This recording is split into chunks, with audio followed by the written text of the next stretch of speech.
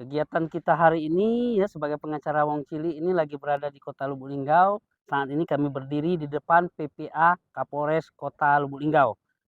Saya bersama tim mendampingi Ibu Petriani dan Pak Lubis ya karena diduga anaknya dilakukan rudal paksa oleh sesama teman sekolahnya. Teman sekolah ini bukan teman satu sekolah tapi teman berbeda sekolah tapi sesama SMP begitu. Kalau pengakuan korban cuma satu kali, kena dipaksa itu gitu, hanya satu kali. Jadi korban ini, seperti aktivitasnya sehari-hari ya, kita katakanlah korban bunga, nama yang kita samarkan, sekolah di salah satu SMP di Kota Lubuk Linggau, SMP, kemudian si pelaku di SMP Lubuk Linggau. Seperti biasalah anak-anak remaja ini ketika kegiatan di sekolah misalnya kebersihan atau class meeting ya atau kegiatan olahraga, jadi ada yang nggak suka olahraga kan pulang duluan. Nah, oleh teman-temannya ditakutin sehingga anak ini takut pulang ke rumah, takut dimarah bapak dan ibunya. Nah, sedang di situ nelponlah ke temannya. Temannya ini kan tidak sekolah. Jadi sama temannya, udahlah kita ke rumah pacar saya aja yang berada di Gang Ma'ruf.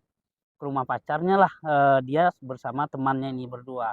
Setelah di rumah pacarnya ini, pacarnya teman dia ini nelpon temannya, "Nih loh ada cewek satu nganggur." Datanglah anak SMP 1 tadi ke rumah. Akhirnya main-main karena takut pulang sampailah malam. Malam tidur dalam satu kamar.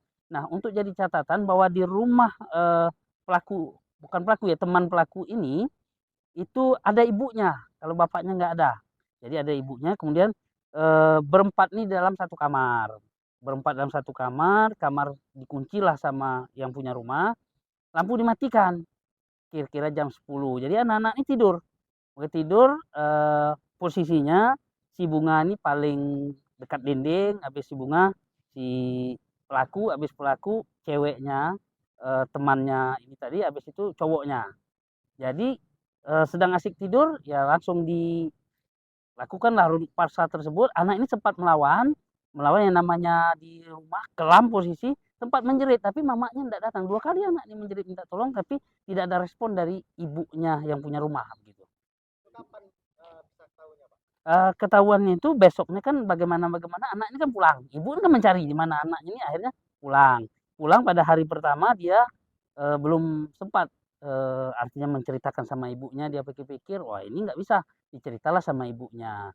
Oleh karena sudah dicerita dengan keluarga, sama keluarga mencari, pelaku ini, rumah pelaku di mana, didatangilah sama ibu, sama bapak lah, sama keluarga lah ya.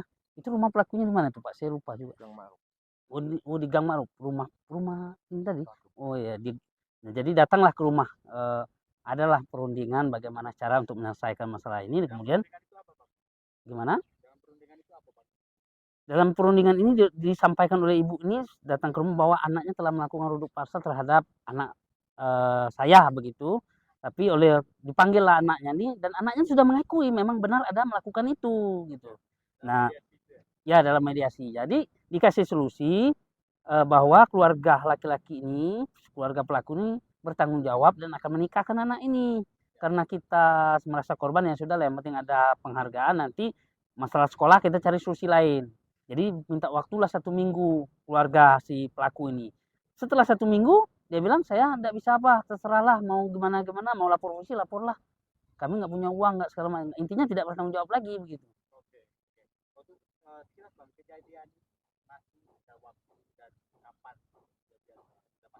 Nah, waktunya itu pada malam hari, kalau masalah tanggal dan harinya itu saya lupa. Yang jelasnya sudah 1 minggu yang lalu. Ya, ya kita melapor. Laporan kita untuk saat ini belum diterima, artinya, tapi sudah diinterogasi, sudah diambil keterangan awal, kemudian anak kita ini nunggu visum, karena kan ya namanya hukum kan butuh bukti ya, karena kunci satu-satu dalam perkara rudal paksa ini adalah visum. Kalau saksi kan tidak ada. Siapa mau menyaksikan orang melakukan, kita suami istri aja nggak mau kita saksikan kan begitu. Sebenarnya ini tidak menutup kemungkinan ada pelaku lain karena ada apa namanya pembiaran. Walaupun dia tidak ikut melakukan, tapi dia menyediakan tempat, membiarkan anak ini dilakukan rudal paksa itu kan sempat menjerit, memberontak. Tapi kedua ini kenapa lah jauhnya kasur? Ya ada jarak paling 1 meter.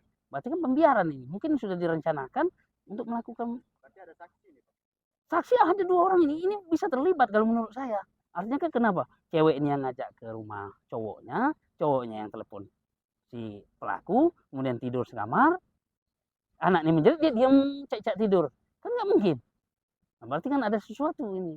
Nah, ini kita nanti mudah-mudahan dalam perkembangan perkara kita mohon juga untuk setelah diperiksa bagaimana nanti perannya ini, apakah nanti bisa dilakukan penahanan atau tidak terhadap 2 orang ini. Oke.